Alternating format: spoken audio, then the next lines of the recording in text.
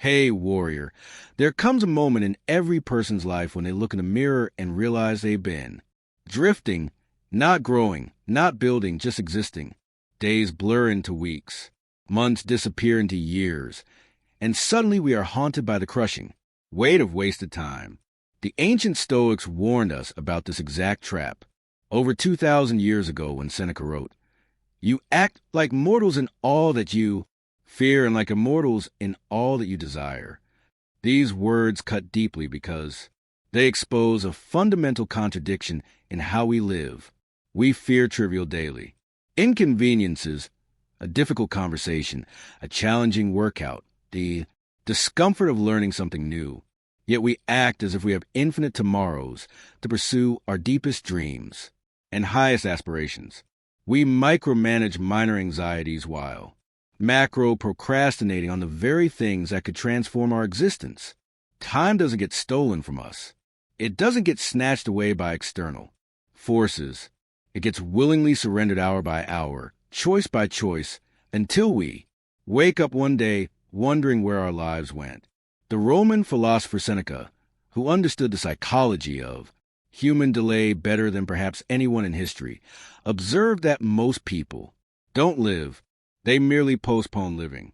They exist in a perpetual state of preparation, always getting ready to get ready, forever on the verge of beginning. My friend, it is not laziness.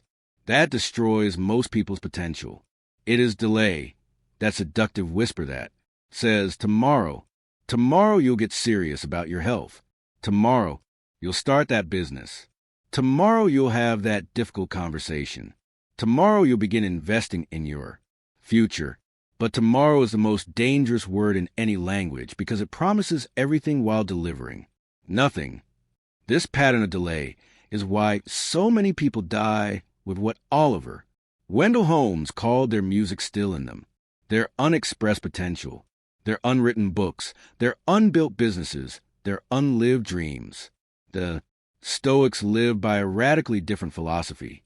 They believed in urgency, married to presence, in building with systematic intention rather than hoping for spontaneous transformation. They understood that the gap between who you are and who you could become only closes through deliberate, disciplined action taken consistently over time. Marcus Aurelius, the most powerful man in the ancient world, wrote in his private journals, "At dawn, when you have trouble getting out of bed, tell yourself, I have to go to work as a human being." Notice he didn't say as an emperor or as a ruler. He said as a human being, because he understood that our primary job as humans is not to accumulate titles or wealth or recognition. It's to actualize our potential to become the fullest expression of what we're capable of becoming. Look around you today. Most people have stopped growing spiritually, mentally, emotionally, and financially. They've unconsciously settled into a pattern of comfortable stagnation. They follow routines without purpose, consume without intention, and exist without truly living. They've stopped fighting for their own potential. But this message is not for people who are satisfied with mediocrity. This is for those of you who feel that silent anger burning inside, the righteous anger that says, I know I am meant for so much more than this. If that fire still burns within you, then it's time to stop negotiating with your own potential and start building the life you know you're capable of living. Today, I'm not here to give you temporary motivation that will fade by next week. I'm here to provide you with a systematic wake-up call based on ancient wisdom that has transformed lives for over 2 millennia. Because here's the brutal truth. If you continue to walk through life in a state of comfortable unconsciousness, trusting in endless tomorrows, blaming external circumstances for your internal choices, waiting for perfect moments that will never come, you will inevitably grow old, with a heavy heart full of crushing regrets. And regret, the Stoics knew, is the heaviest burden a human soul can carry. Epictetus, who went from literal slavery to becoming one of history's most influential teachers, asked a question that should haunt every person who has been postponing their own greatness. How long are you going to wait before you demand the best of yourself? Answer that question with complete honesty. Haven't you waited long enough? From this moment forward, I challenge you to walk with urgency, not anxiety, not panic, not frantic energy, but with the focused urgency of someone who truly understands that time is the one resource you can never replenish. Build your life brick by brick, decision by decision, day by day, because no one else will do this sacred work for you. This is your fight to win, your potential to actualize your life to build. In this video, I will walk you through 7 powerful Stoic principles that will not just shift your perspective, but force you into real sustainable growth. These aren't feel-good platitudes or motivational fluff. These are time-tested strategies for human excellence that have been proven in the crucible of real life by some of history's most accomplished individuals. Listen carefully, apply ruthlessly, and your life will never be the same. Before we begin, if you're truly serious about transforming your life rather than just being entertained by the idea of transformation, like this video, subscribe to the channel and share it with someone who needs to hear this message. Your engagement tells me you're ready to move from consumption to implementation. If this speaks to your soul, claim it in the comments. No more delay. I build my life now. Number 1, stop negotiating with your laziness. The first and most crucial step to building a powerful life is deceptively simple yet profoundly challenging. You must completely stop arguing with your own weakness. You must end the exhausting internal negotiations that happen every single day between the person you are and the person you know you could become. Marcus Aurelius, the philosopher emperor, who ruled the vast Roman Empire while facing plagues, wars, and constant political pressures, wrote in his personal journal, "At dawn, when you are unwilling to rise, have this thought. Ready, I am rising to the work of a human being." Think about the profound significance of this.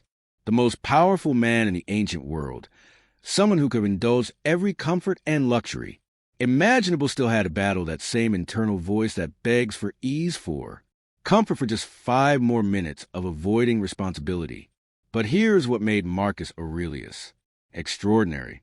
Every single morning, he declared war on that voice of comfortable mediocrity. He understood that the battle for your life is won or lost in those crucial moments when your discipline meets your desire for ease. That is the exact mindset you must adopt if you want to build something meaningful with your existence. Because nothing destroys human potential faster than the habit of negotiating with your own laziness. Consider how often you engage in these internal negotiations over the past month. Your alarm rings at the time you deliberately set, and immediately the bargaining begins. Just 5 more minutes. I'll get up earlier tomorrow. I didn't sleep well, so this is different. You plan to exercise, but you convince yourself that you'll start fresh on Monday. You committed to reading or learning something new, but you rationalize that scrolling on your phone is somehow a form of research or staying informed. Each time you surrender to comfort over commitment, something profound and damaging happens. Your self-respect quietly erodes. You begin to lose faith in your own word, even when that word is given to yourself. You start to see yourself as someone who has good intentions but poor follow-through. Someone who means well but can't be counted on to do what they say they'll do, even to themselves. Ancient Stoicism teaches us that discipline isn't about harsh self-punishment or joyless rigidity. It's about honor, the deep honor that comes from knowing you showed up for yourself, even when every fiber of your being wanted to take the easy path. It's about building an unshakable trust with yourself, knowing that when you make commitment, even a small one, you can be counted on to follow through. The Stoics understood that laziness operates on multiple levels. Physical laziness is obvious. It's the reluctance to move your body, to exercise, to engage in physical work. But there's also mental laziness, which is far more insidious. Mental laziness convinces you that thinking about problems is the same as solving them, that planning is equivalent to executing, that good Intentions are sufficient substitutes for concrete actions. Then there's emotional laziness, the tendency to avoid difficult conversations, to postpone dealing with relationship issues, to stay in situations that drain you rather than doing the hard work of change. And finally, there's spiritual laziness, the failure to examine your deeper values, to question whether your daily actions align with your stated beliefs, to do the ongoing work of becoming the kind of person you respect. Here's what you must understand. Laziness is not just a temporary state or a character flaw. It's a mental habit that strengthens every time you indulge it.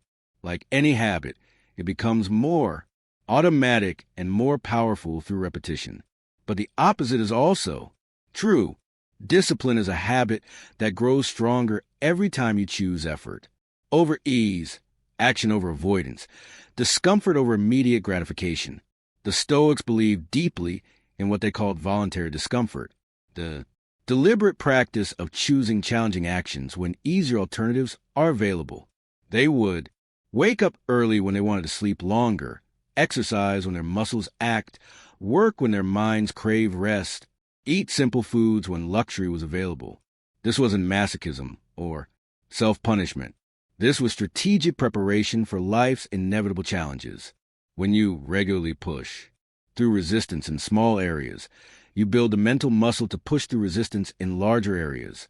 When you honor your commitments to yourself in minor matters, you develop the character to honor them in major matters. When you prove to yourself that you can do what you say you'll do, even when you don't feel like it, you become someone who can be trusted with bigger responsibilities and greater opportunities. What are you actually losing by remaining in patterns of laziness? You're losing time, the one resource. That once spent can never be recovered. You're losing opportunities because, while you're negotiating with your resistance, someone else with less talent but more discipline is taking action and moving ahead. You're losing confidence because every time you break a promise to yourself, you reinforce the identity of someone who can't be counted on to follow through. Most importantly, you're losing your dreams. Not dramatically, not all at once, but slowly, gradually, through the compound effect of small surrenders that accumulate over time. Every day you delay taking action, life continues moving forward. The business you wanted to start gets started by someone else. The skill you wanted to develop gets mastered by someone else. The relationship you wanted to build gets built by someone else. Stoicism demands that you master yourself before life forces you to bow to circumstances beyond your control. The best time to defeat laziness is not when you feel motivated. Motivation is temporary and unreliable. The best time to defeat laziness is right now in this moment, regardless of how you feel. How do you systematically eliminate laziness from your life using Stoic principles? First, expect resistance. And don't be surprised when your body and mind want ease. This resistance is natural and universal. Even Marcus Aurelius felt it. The difference between successful people and unsuccessful people is not the absence of resistance, but the response to resistance. Second, create daily routines and systems that operate independently of your emotional state. Whether you feel energetic or tired, motivated or discouraged, inspired or bored, you execute your commitments. This removes the need to make decisions based on fluctuating feelings and creates automatic momentum in your life. Third, systematically reduce temptations and distractions rather than relying solely on willpower to resist them. If you want to read more, remove the phone from your bedroom. If you want to eat healthier, don't keep junk food in your house. If you want to exercise regularly, lay out your workout clothes the night before. Make good choices easier and bad choices harder through environmental design. Finally, learn to celebrate the discomfort of effort rather than seeing it as something to be endured. That physical discomfort during exercise is your body adapting and becoming stronger. That mental discomfort while learning something challenging is your brain literally forming new neural pathways. That emotional discomfort during difficult conversations is you developing courage and authenticity. Pain becomes your proof. Proof that you are actively becoming someone extraordinary. If you are watching this right now and you recognize yourself in the pattern of negotiating with your own laziness, start by forgiving yourself for past failures. The past is unchangeable, but the future is entirely within your influence. From this moment forward, draw a clear line. The new version of you no longer negotiates with weakness. You rise when the alarm rings, regardless of how much sleep you got. You work even when you're tired because discipline works when motivation fails. You train even when you're uninspired because consistency creates capability.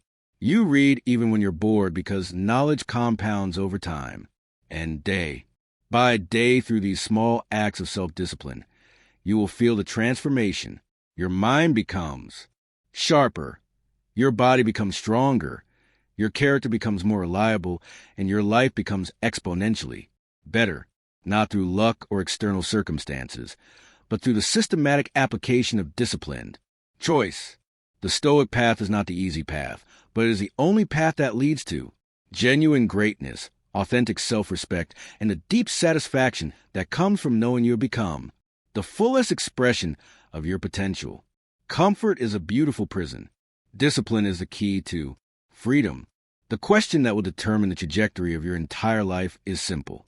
Will you use that key? Own your growth by typing this below. I refuse to negotiate with laziness. Music number 2. Build ruthless clarity about your life. The second fundamental principle for building an extraordinary life addresses one of the most common yet devastating problems plaguing modern society, the epidemic of unclear living. Many people remain perpetually stuck, frustrated, and unfulfilled, not because they lack intelligence, resources, or opportunities, but because they lack something far more basic and essential: crystal clear clarity about what they're actually trying to build with their lives. They drift through their days like ships without anchors, tossed by whatever winds happen to blow their way. They wake up each morning and react to whatever seems urgent. Rather than proactively pursuing what's truly important, they make decisions based on immediate emotions rather than long-term vision. They say yes to opportunities that don't align with their values and no to challenges that could transform their lives. Seneca, who served as advisor to emperors while building vast wealth and philosophical wisdom, understood this challenge intimately when he wrote, "If a man knows not to which port he sails, no wind is favorable." This isn't merely a poetic metaphor. It's a practical warning about the futility of action without direction. When you lack clarity about your destination, even the most powerful forces in your favor become meaningless. Even opportunities that could change your life will feel overwhelming or irrelevant because you have no framework for evaluating their significance. To truly start building your life rather than just managing your circumstances, you must become brutally, uncompromisingly clear about what you are actually building. You cannot continue to wake up each day hoping that something magical will happen to you. You cannot keep waiting for external circumstances to provide the direction that only you can determine. You cannot outsource the responsibility of designing your life to other people, to society, to circumstances, or to chance. Stoicism is fundamentally about intentional living, living with conscious purpose rather than unconscious reaction. This requires you to engage with some of the most challenging questions a human being can ask themselves. What kind of person do I want to become over the next 5 years? What specific skills do I want to master, and why? What kind of physical health, mental clarity, financial stability, and character strength do I want to possess? What problems do I want to solve in the world? What legacy do I want to leave behind? But here's where most people make a critical error. They approach these questions casually, giving vague, socially acceptable answers that sound good, but provide no real guidance for daily decision-making. They say they want to be successful without defining what success means to them personally. They want to be happy without understanding what actually brings them lasting fulfillment. They want to make a difference without identifying specific problems they feel called to solve. Vagueness is the enemy of achievement. Precision is a foundation of power. When Marcus Aurelius wrote his Meditations, he wasn't creating pretty philosophical statements for public consumption. He was forcing himself to think with razor-sharp clarity about his values, his responsibilities, and his priorities. He understood that a leader who cannot think clearly about his own life cannot possibly lead others effectively. True, clarity requires you to sit down with yourself without distractions, without other people's opinions, without social media, without any of the noise that usually drowns out your authentic voice, and answer the genuinely difficult questions. We want to contribute to the world that only you can contribute. What pain or problem do you feel uniquely equipped to address? What lifestyle are you truly willing to sacrifice for, not just dream about? Because here's what separates real clarity from wishful thinking. Clarity is not just about dreams and aspirations. It's about sacrifices and trade-offs. If you want to build something extraordinary, you must also be willing to give up everything that weakens or distracts you from that building process. That might mean distancing yourself from friends who drain your energy. It might mean saying no to social activities that don't align with your priorities. It might mean eliminating habits that consume your time without contributing to your growth. Once you achieve genuine clarity about your direction, your life becomes dramatically simpler and more powerful, not easier. Clarity doesn't eliminate challenges, but simpler because you now have clear criteria for making decisions. Does this opportunity move me closer to who I want to become or further away? Does this relationship energize me or drain me? Does this activity contribute to my long-term vision or just consume my short-term attention? When you know exactly where you're going, what doesn't align with that? Destination gets naturally eliminated. You stop saying yes to things out of guilt, boredom, or social pressure. You start saying no to good opportunities so you can say yes to great ones. You begin to understand what Seneca meant when he said that true wealth consists not in having many possessions, but in having few wants that align perfectly with your deepest values. Even Marcus Aurelius, despite having access to unlimited power and luxury, constantly reminded himself, you could leave life right now. Let that determine what you do and say and think. This wasn't morbid thinking. This was clarity thinking. When you truly internalize the reality that your time is limited and precious, you stop wasting it on activities, relationships, and pursuits that don't contribute to your highest good. That reminder of mortality pushes us toward laser-focused clarity. If death is guaranteed and timing is uncertain, then spending your limited days in confusion, distraction, or purposeless activity becomes a profound dishonor to the gift of existence. When you are clear about your values and direction, you move with intention rather than drift with circumstances. You speak with purpose rather than just make noise. You wake up with a compelling reason to engage fully with the day ahead. The practical application of this principle requires you to create what I call a personal manifesto, a written document that captures your core values, your long-term vision, and your non-negotiables. Write down specifically who you must become to achieve the life you truly desire, not the life others expect you to want. Define your absolute non-negotiables, the things you refuse to compromise on, regardless of external pressure or convenience. Perhaps your non-negotiables include your morning routine that sets the tone for your entire day. Maybe they include your commitment to physical fitness as a foundation for mental and emotional strength. They might involve your dedication to continuous learning and skill development, or your insistence on financial discipline and investment in your future self. The specific content matters less than the clarity and commitment with which you define and protect these priorities. Once you build that clarity, your next responsibility is to protect it fiercely, because the world will constantly try to distract you with noise, entertainment, drama, gossip, and other people's emergencies. Social media algorithms are specifically designed to fragment your attention. News cycles are engineered to create artificial urgency, about things you cannot control. Consumer culture profits from keeping you confused about what you actually need versus what you think you want. But you are not like most people. You are not casual about your existence. You are becoming a stoic architect of your own destiny. You must guard your focus and clarity like a warrior guards his most precious weapon. When external forces try to pull you off course, your clarity becomes your compass, always pointing you back toward what truly matters. Clarity, when properly developed and fiercely protected, becomes a strategic weapon. With it, you cut through confusion and make decisions quickly and confidently. Without it, you drown in the chaos of endless options and other people's opinions. In a world that profits from your distraction and confusion, maintaining crystal clear our focus on your own path becomes not just a personal advantage, but an act of rebellion against forces that want to keep you small, uncertain, and easily manipulated. When Epictetus was asked why he trained so rigorously in philosophical thinking, he responded, "No man is free who is not master of himself."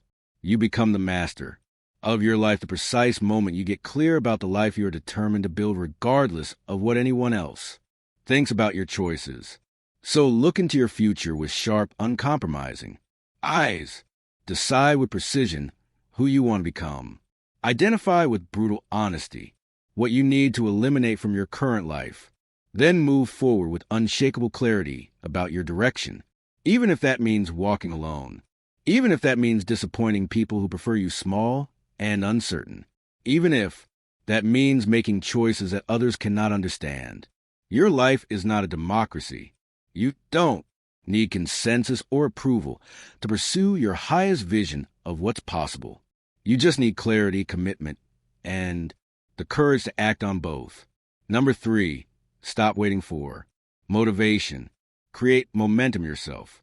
The third transformative principle that separates those who actually build meaningful lives from those who merely dream about them addresses one of the most pervasive and destructive myths in modern self-development culture. The belief that success belongs to those fortunate few who wake up each day flooded with natural motivation and inspiration. This is not just wrong. It's dangerously misleading.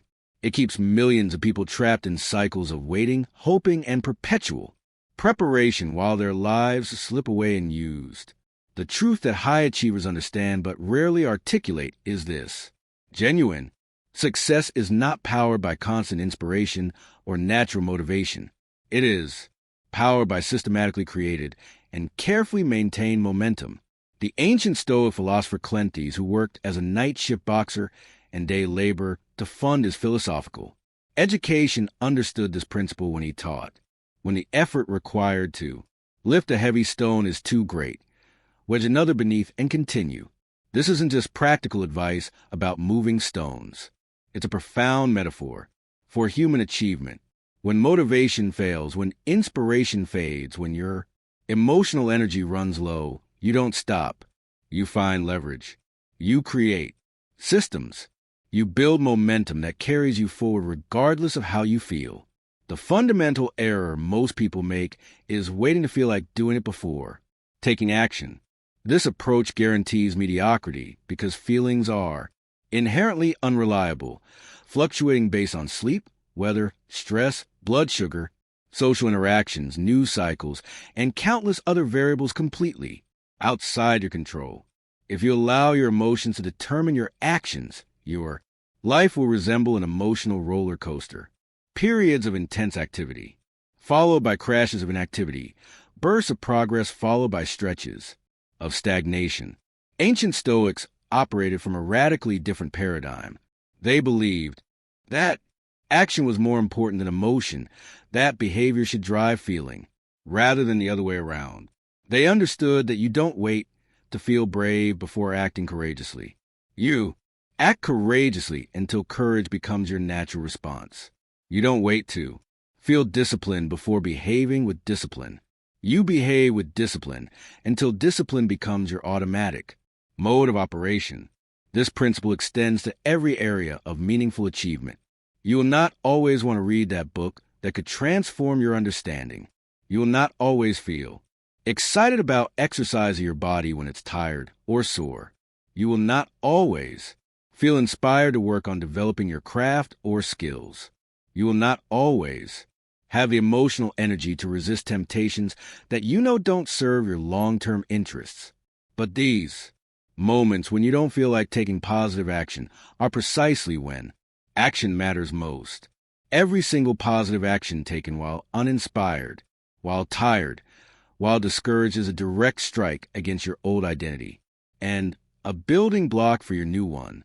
It's proof to yourself that you are becoming someone who can be counted on to follow through regardless of circumstances. It's evidence that your commitment runs deeper than your comfort. The Stoics understood that you don't need to start with massive life-changing actions.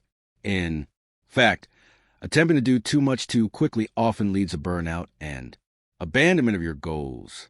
A Stoic life is built not through occasional bursts of intense effort, but through consistent, sustainable movement in the right direction over extended periods of time. Want to become physically strong and healthy? Begin with just 10 minutes of movement every single morning, regardless of how you feel. Not 2 hours at the gym when you're motivated, but 10 consistent minutes that you can maintain even on your worst days. Want to master a valuable skill? Commit to just 30 minutes of focused practice daily, even when you're exhausted or uninspired. Want to become financially stronger and more secure? Study your finances, investment options, or income generating skills for just 15 minutes each day instead of scrolling mindlessly on your phone. These actions may seem almost trivially small, but that's precisely their power.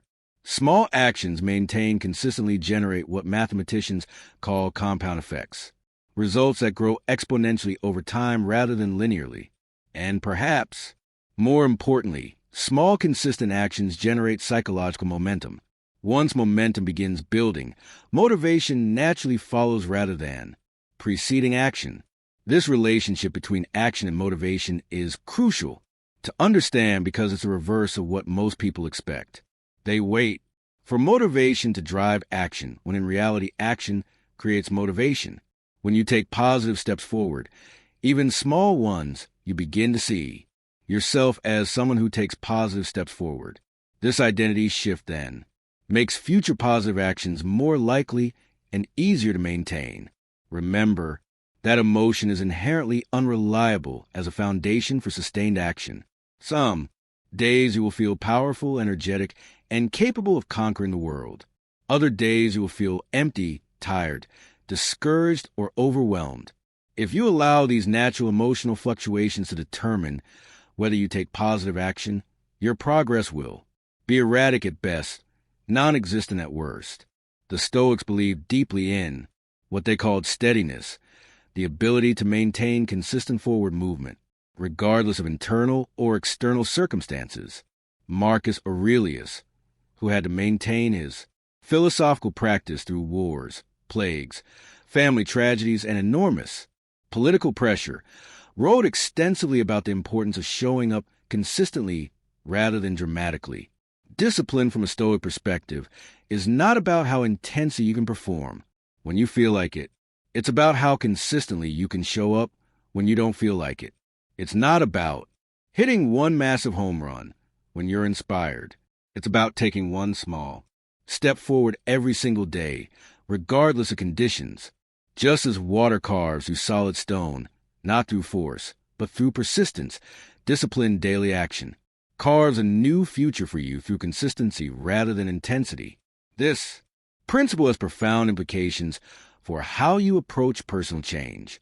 You may never feel completely ready to start that business, write that book, have that difficult conversation, or make that significant life change. Most people use this feeling of not being ready as justification for delay.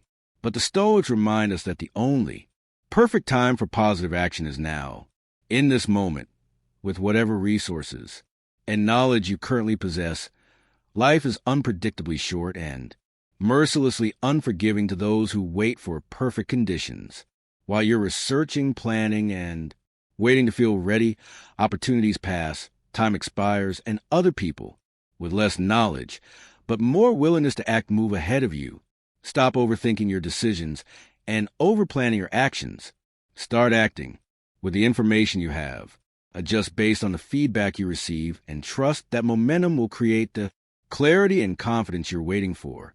Mahatma Gandhi, whose philosophy was deeply influenced by Stoic ideals, observed that action expresses priorities.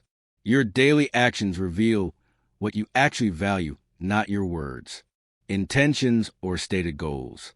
If you truly value your future self, your potential, and your dreams, prove it through your willingness to take action when you don't feel like it. If you truly believe you're capable of more than your current circumstances suggest, demonstrate that belief through daily choices that reflect someone living at that higher level. Set what I call daily minimums, the smallest possible version of important activities that you can maintain even on your most challenging days. These minimums serve as anchors that keep you moving forward when life gets chaotic, when motivation disappears, when circumstances become difficult. Your minimum might be 10 push-ups when you can't get to the gym, 1 page of reading when you can't focus for longer, periods, or 5 minutes of meditation when you can't find more time. The goal of these minimums is not to accomplish everything through tiny actions. It's to maintain momentum and identity consistency. When you honor your minimums every day, you prove to yourself that you are someone who follows through on commitments. This proof builds a psychological foundation for larger commitments and bigger actions. Move forward regardless of your emotional state. Let your actions carry you when your feelings fail you. Trust that consistent movement in the right direction will eventually generate the enthusiasm and confidence you're currently waiting for. One day, people will observe your life and comment on how motivated you seem to be. But you will smile knowingly, understanding the truth. It wasn't motivation that created your success. It was momentum systematically built and carefully maintained one small action at a time. Number 4, surround yourself with builders, not dreamers. The 4th critical principle for building an extraordinary life addresses one of the most underestimated yet powerful forces shaping your destiny, the profound impact of your social environment. The path to building a meaningful, successful life is not meant to be walked with just anyone. You must become ruthlessly selective about the people you allow into your inner circle, because your environment doesn't just influence your choices. It literally shapes who you become at the deepest level. Look closely and honestly at the 5 people you spend the most time with right now. Do they build tangible value in their lives? Or do they merely dream and talk about building? Do their daily actions reflect serious commitment to growth? Or do they engage in endless planning without execution? Do they challenge you to become better? Or do they unconsciously encourage you to remain at their level of comfort and mediocrity? The ancient Stoics understood something that modern psychology has now confirmed through extensive research. You become remarkably similar to the people you consistently spend time with. Epictetus, who transformed himself from a literal slave into one of history's most influential teachers, warned his students, avoid fraternizing with negative people, for they increase your likelihood of sinking to their level. This isn't about being judgmental or elitist. It's about recognizing a fundamental truth about human psychology and social influence. Your social circle is either watering your growth and reinforcing your highest aspirations, or it's slowly poisoning your potential and normalizing mediocrity. There's no neutral ground. Every conversation either elevates your thinking or diminishes it. Every social interaction either strengthens your commitment to excellence or weakens your resolve to push beyond comfort. Consider the people around you who claim they want success, improvement, or positive change in their lives. Now observe their actual daily behaviors rather than listening to their stated intentions. Do they wake up early to work on their goals, or do they sleep late and make excuses? Do they invest their free time in learning, creating, or building? Or do they spend their evenings gossiping, consuming mindless entertainment, or engaging in activities that contribute nothing to their stated objectives. Many people say they want discipline, but they spend their social time with people who celebrate quitting when things become difficult. They claim they want financial success, but they surround themselves with people who have negative attitudes toward money, success, and achievement. They say they want to grow personally, but they maintain friendships based on shared complaints rather than shared aspirations.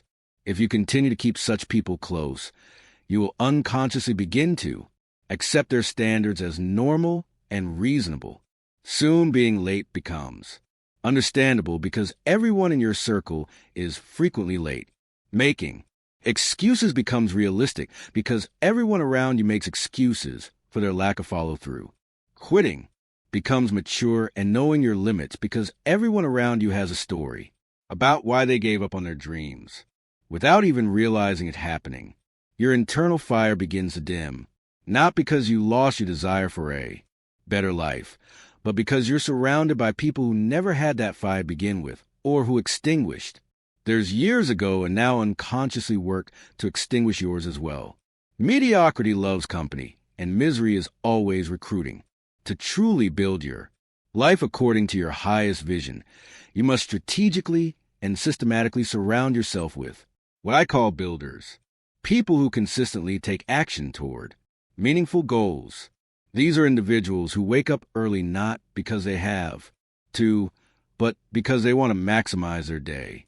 They exercise regularly, not because it's easy, but because they understand a connection between physical discipline and mental strength. They invest in learning and skill development, not because it's entertaining, but because they're committed to increasing their value and capability over time. Builders talk less about what they're going to do and spend more time actually doing it. They discuss strategies, share resources, and offer practical help rather than just emotional support for staying comfortable. They push forward with quiet intensity, focusing on results rather than recognition. Most importantly, being around such people naturally forces you to raise your own standards because their consistent excellence makes your excuses feel shameful and your potential feel urgent.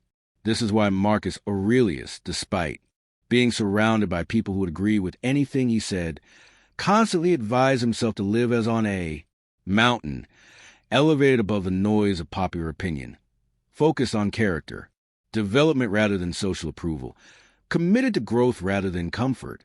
He understood that even as the most powerful person in his world, he needed to maintain psychological distance from people who might lower his standards or distract him from his philosophical development. The practical application of this principle requires you to make some potentially difficult decisions about your current relationships.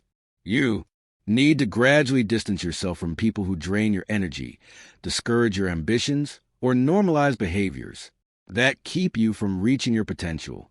This doesn't mean being cruel or making dramatic announcements about ending friendships. It simply means slowly reducing the time and emotional energy you invest in relationships that don't support your highest good. Simultaneously, you need to begin gravitating toward people, places, and environments where serious individuals gather. Attend different types of events. Join organizations focused on learning, building, or achievement.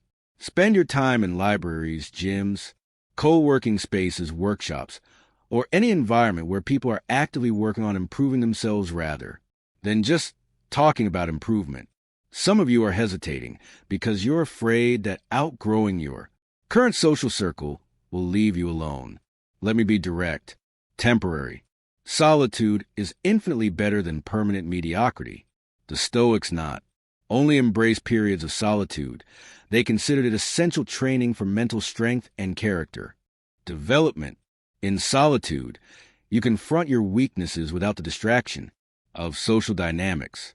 You develop your own thoughts without the influence of others' opinions. You build the inner strength that makes you worthy of attracting other strong people into your life. You cannot find high-caliber people by maintaining low-caliber habits. You cannot attract builders while you're still operating like a dreamer. The solution is not to search desperately for better people to spend time with. The solution is to become the type of person that better people naturally want to be around. Start building your own life with such consistency and excellence that other builders notice your commitment and want to connect with you. Work on your physical fitness, mental development, financial discipline, and skill acquisition with such seriousness that people who are also serious about these areas are naturally drawn to your energy and focus. Remember this fundamental truth. Genuine builders build regardless of who's watching or applauding.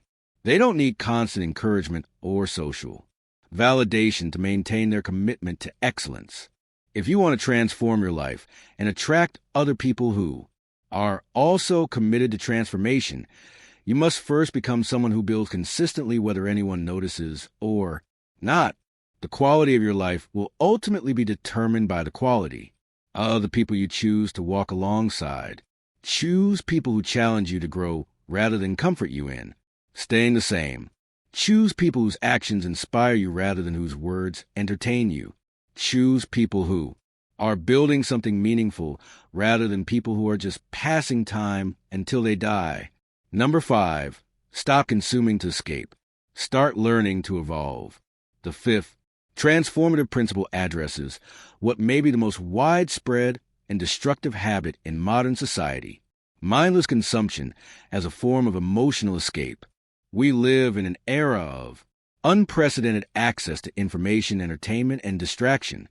Yet most people use this access not to grow or evolve, but to avoid the discomfort of confronting their own potential and taking responsibility for their lives. Observe your own patterns honestly. When you scroll through social media for hours, binge watch entire seasons of television shows, eat emotionally beyond physical hunger, or consume endless streams of news and entertainment, are you genuinely growing as a person, or are you running away from the psychological discomfort that comes with building something meaningful with your existence? The ancient Stoics, living in a world with far fewer distractions but the same human tendencies toward avoidance, understood that consuming without clear intention is a subtle form of self-destruction. Seneca, who had access to all the luxuries and entertainments that Roman wealth could provide, wrote, "We suffer more often in imagination than in reality."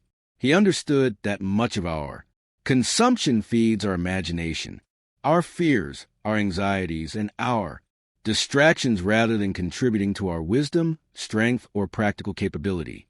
Most modern consumption is designed to keep you in a state of comfortable numbness, gently avoiding the psychological discomfort that signals growth opportunities. Every hour you spend consuming content that doesn't challenge you, educate you, or inspire you to take positive action is an hour stolen from the active construction of your future self. Think about this mathematically. If you currently spend 2 hours per day in mindless consumption, scrolling, watching, eating, or consuming for emotional regulation rather than genuine value, that's 14 hours per week, roughly 60 hours per month, over 700 hours per year. Now, imagine redirecting even half of that time toward reading philosophy, learning practical skills, exercising your body, studying financial literacy, practicing a craft, or developing any capability that compounds over time. In just 1 year, with no other changes to your life, you would invest over 350 hours in your own development. That's equivalent to almost 9 full-time work weeks, dedicated to becoming more capable, knowledgeable, and valuable. Over a decade, this would represent nearly 4,000 hours of deliberate personal development, enough to achieve genuine mastery in multiple areas of life. The Stoics believe that life should be lived deliberately and intentionally, with every choice contributing to your development as a human being. This doesn't mean you must never relax or enjoy simple pleasures. It means that your relaxation should be earned through productive effort, and your consumption should serve a clear purpose rather than simply filling time or avoiding discomfort. Marcus Aurelius, who could have indulged in any entertainment or luxury imaginable, instead wrote in his personal journal, "You become what you give your attention to." This principle is even more crucial today than it was in ancient Rome. If you consistently give your attention to chaos, drama, negativity, or meaningless stimulation, you'll become chaotic, dramatic, negative, and addicted to stimulation. If you consistently direct your attention toward wisdom, growth, health, and meaningful challenges, you will become wise, growing healthy, and comfortable with meaningful difficulty. The shift from consumptive escape to evolutionary learning begins with honest self-assessment. For 1 week, track how you spend your discretionary time, the hours when you're not sleeping, working, or handling basic life maintenance. How much of this time contributes to your long-term growth versus short-term emotional management? Then begin systematically replacing consumptive habits with learning habits. Instead of automatically reaching for your phone when you feel bored or anxious, reach for a book that challenges your thinking. Instead of watching random videos or scrolling through social media, watch educational content that teaches you practical skills. Instead of consuming news that makes you feel informed but powerless, study subjects that increase your actual capability and influence. This doesn't require dramatic lifestyle changes. Start by replacing just 30 minutes of daily mindless consumption with 30 minutes of intentional learning. Read books that expand your understanding of psychology, philosophy, business, health, or any field that interests you. Listen to podcasts or lectures that challenge your assumptions and introduce you to new ideas. Watch videos that teach you practical skills rather than just entertaining you. But here's the crucial distinction. Don't just consume information. Apply it.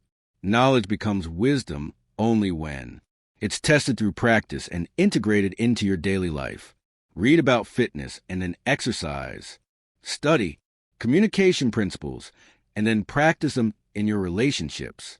Learn about financial literacy and then implement better money management strategies.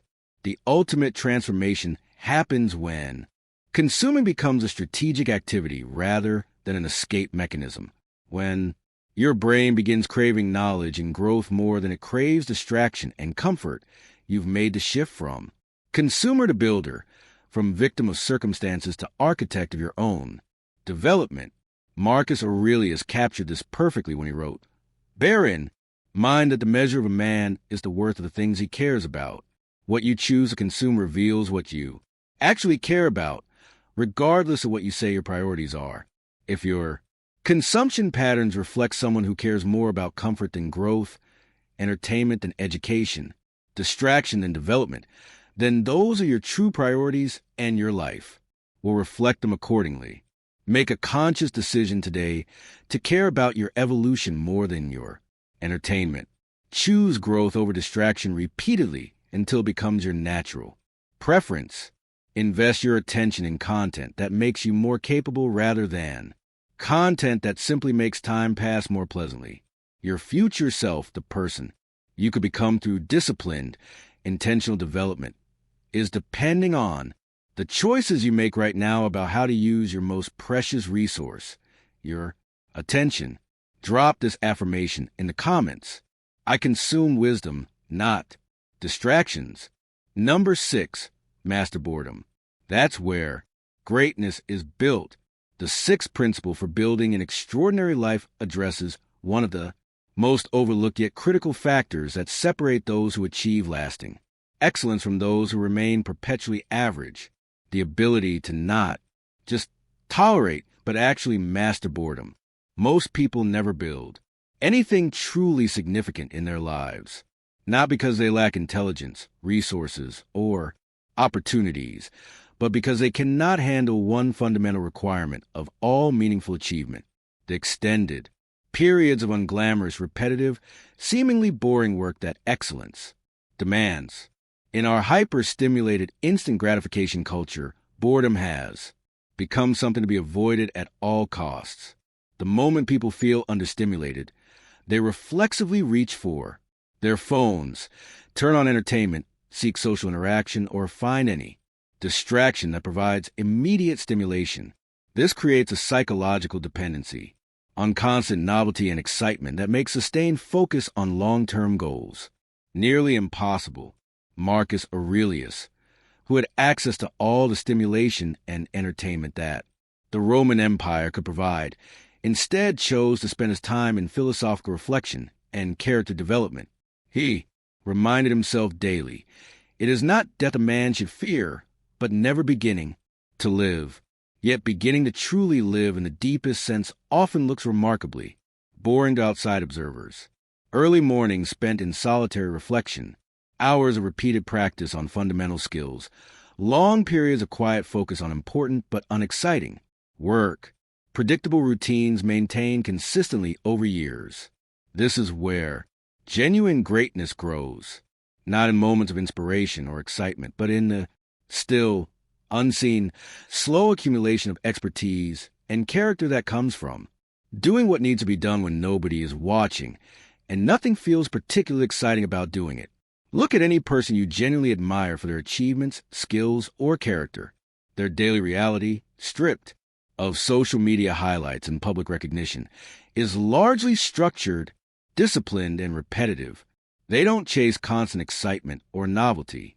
They don't need every activity to feel stimulating or entertaining. They understand something that the majority of people never learn.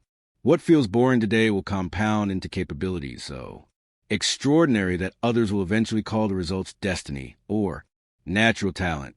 The modern world has created an entire population that is psychologically addicted to stimulation. This addiction makes sustained focus on any single activity feel uncomfortable after just a few minutes. It creates what researchers call continuous partial attention, a state where you're always somewhat distracted, always seeking the next source of stimulation, never fully present with whatever you're currently doing. This stimulation addiction is devastating to your potential because mastery in any field requires what psychologists call deliberate practice, focus, repetitive work on specific skills over extended periods. It requires you to stay engaged with activities that may feel boring, difficult, or frustrating long enough for compound effects to create breakthrough results. But here's what most people misunderstand about boredom. It's not your enemy. It's your test. Boredom is life's way of asking whether you have the psychological strength to do what needs to be done even when it no longer provides immediate gratification. It's testing whether your commitment to your goals runs deeper than your need for entertainment. The ability to work without constant excitement or stimulation separates those who achieve mastery from those who remain dilutants, forever jumping from one interest to another. When you can continue practicing, learning, building, or improving even when the activity feels routine or unstimulating, you unlock what may be the most powerful force in human achievement: sustained, focused effort over time. The ancient Stoics not only understood this principle, they deliberately cultivated the ability to find meaning and even satisfaction in what others might consider boring activities. They practice what they call preferred indifference, learning to value activities based on their contribution to character development and long-term flourishing, rather than their immediate entertainment value. Marcus Aurelius wrote extensively about finding purpose in routine duties, everyday responsibilities, and repetitive tasks. He understood that a person's character is revealed not in moments of crisis or inspiration, but in how they handle the mundane requirements of daily existence. Do you approach boring but important tasks with resentment and resistance? Or do you see them as opportunities to build discipline and demonstrate commitment to your values? The practical mastery of boredom begins with changing your relationship with stimulation itself. Instead of expecting constant entertainment and excitement, begin to appreciate the calm focus that comes from sustained attention on meaningful activities. Instead of judging activities based on how entertaining they are, evaluate them based on how much they contribute to your long-term development. First, stop expecting every moment of your life to feel stimulating or exciting. Understand that the feeling of boredom often indicates you're doing something long enough and consistently enough for it to actually matter. If you're constantly seeking new activities because your current ones feel boring, you may be avoiding the depth that creates real capability. Second, design daily routines that you follow regardless of how stimulating they feel. Your morning routine, exercise routine, learning routine, and Work routine should operate independently of your emotional state or desire for novelty. The goal is not to make these routines exciting. The goal is to make them automatic and reliable.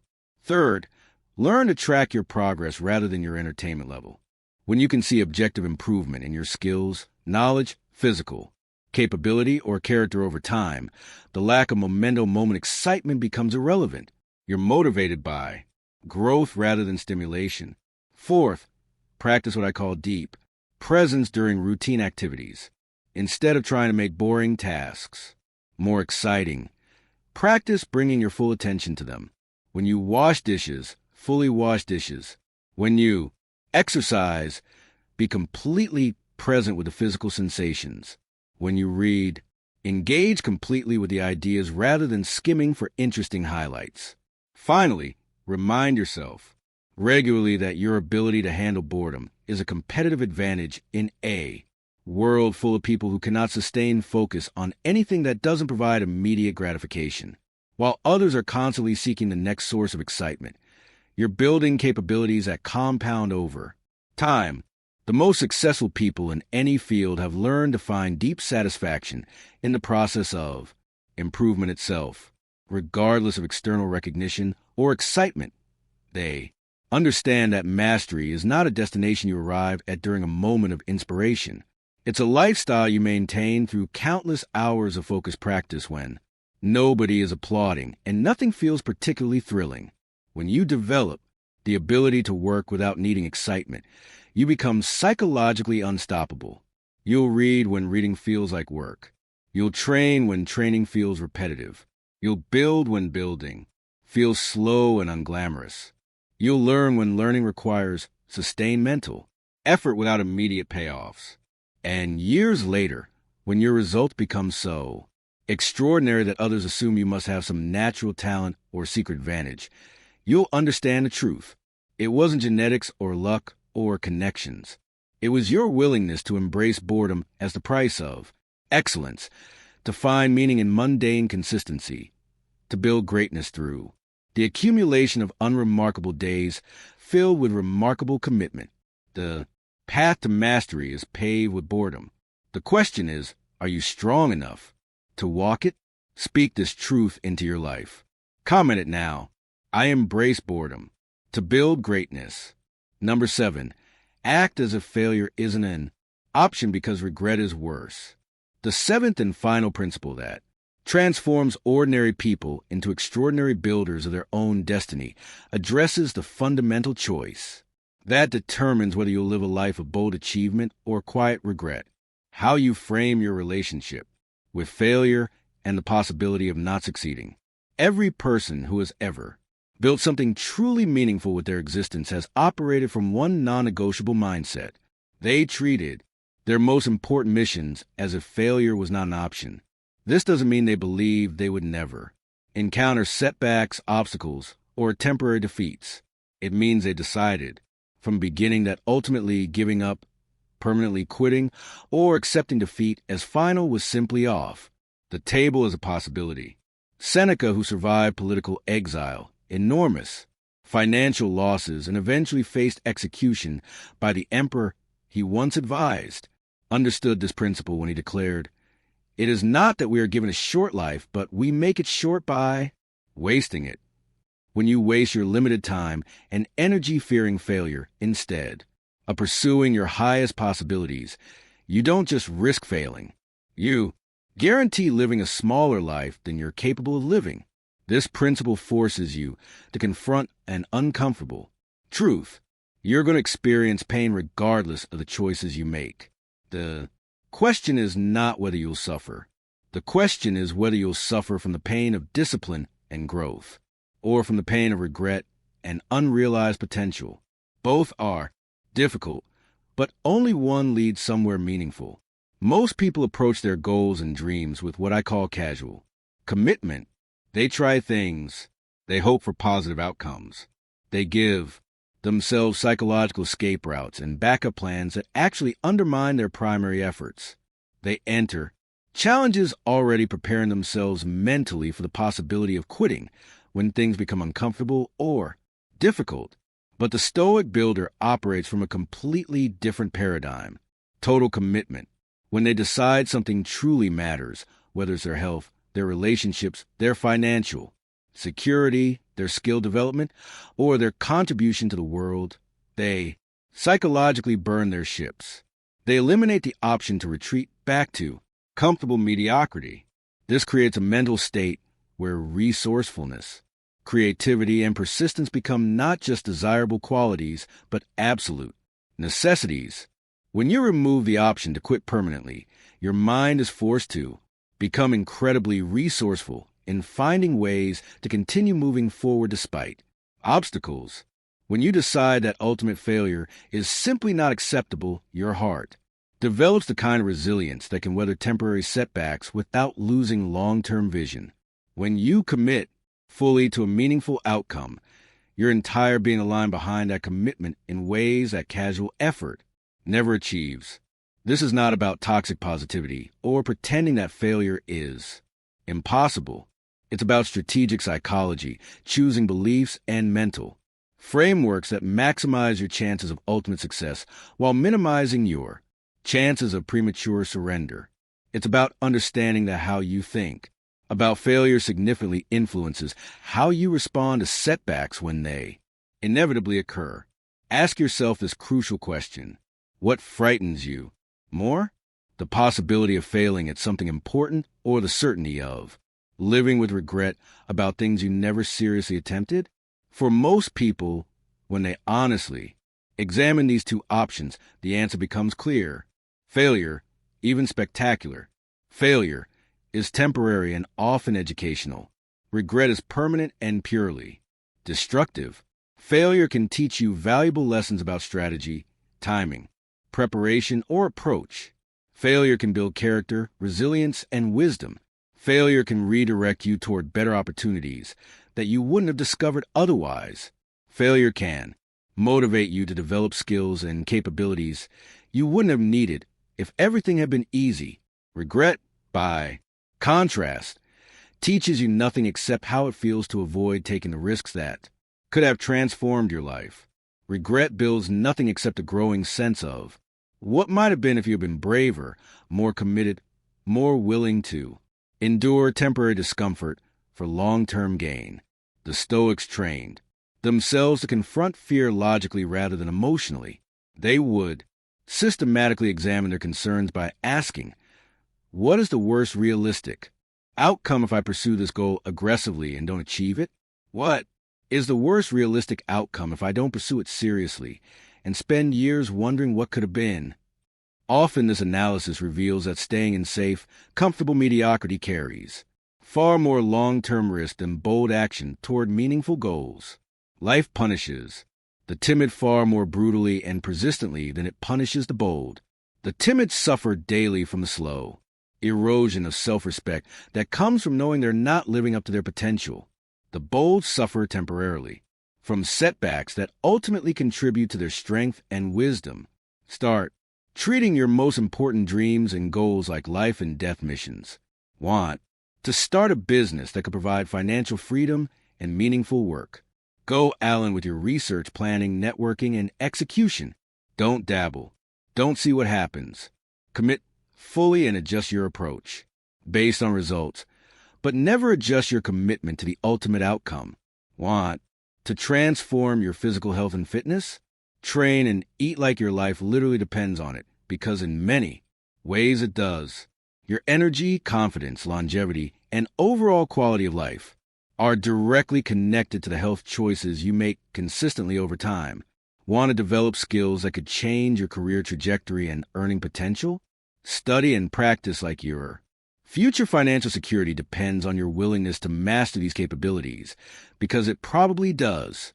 This level of commitment doesn't guarantee that you'll never face setbacks or temporary failures, but it does guarantee that you won't quit prematurely, that you'll persist through difficulties that stop most people, and that you'll extract maximum learning and growth from every experience, whether immediately successful or not.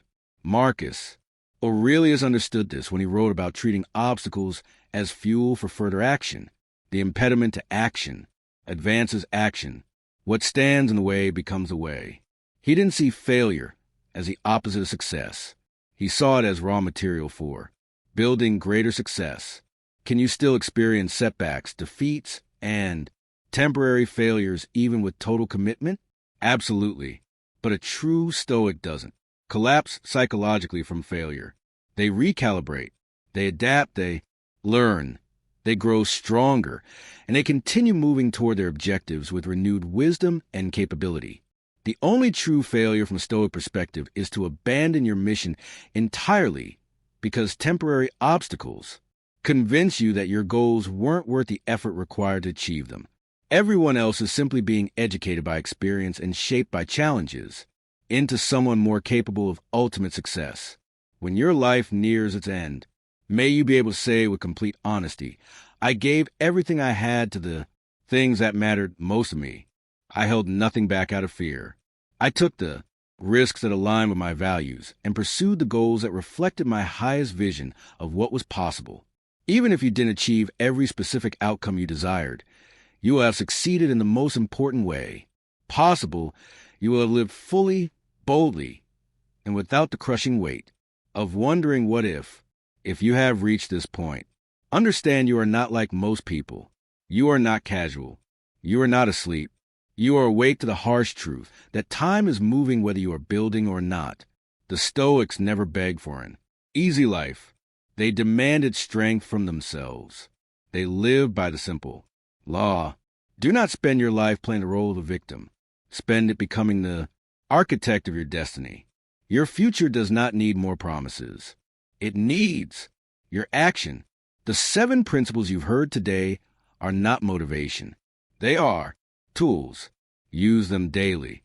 Build your life with discipline, clarity, momentum, powerful environments, intentional consumption, boredom mastery, and fearless commitment. If you do this consistently, you will shock yourself with who you become. If you delay again, life will pass, and no one can give you that time back. Stop bargaining with weakness. Stop begging for comfort. It is time to stand tall, breathe deeply, and act with urgency. Look life directly in the eyes and declare, I am here to build, not to waste. You have everything you need, a mind capable of logic, a heart capable of courage in time which is running out. So begin, today, right now, because the longer you wait to take control, the harder it becomes to reclaim your destiny. Drop this final affirmation in the comments. I build my life with relentless discipline. Don't forget to like, comment, share, and subscribe to the channel to stay on this powerful Stoic journey.